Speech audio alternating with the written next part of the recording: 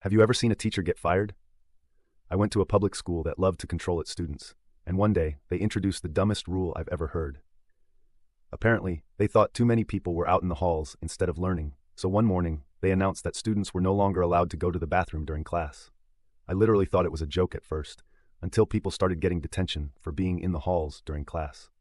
It didn't matter how bad you had to pee, you simply weren't allowed to go.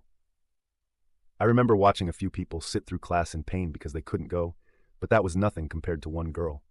We were in art class, and that teacher had gotten into multiple arguments with our principal about the rule. A lot of people loved this teacher, but I think our principal even threatened to fire him. So when a girl in my class was dying to go pee, he couldn't let her. She ended up sitting there in pain, sweating for 20 minutes, and wasn't going to make it until lunch. Since he wasn't going to let her pee her pants in front of all her friends, our art teacher decided to walk her over to our art storage room. He stood outside the door, and she peed in a bucket. Pretty good move on his part. Now he wasn't going to lose his job. That's what you'd think. Turns out a few bratty kids in our class knew what she did and started telling their parents. The news of it spread, and soon enough reporters were at our school questioning him.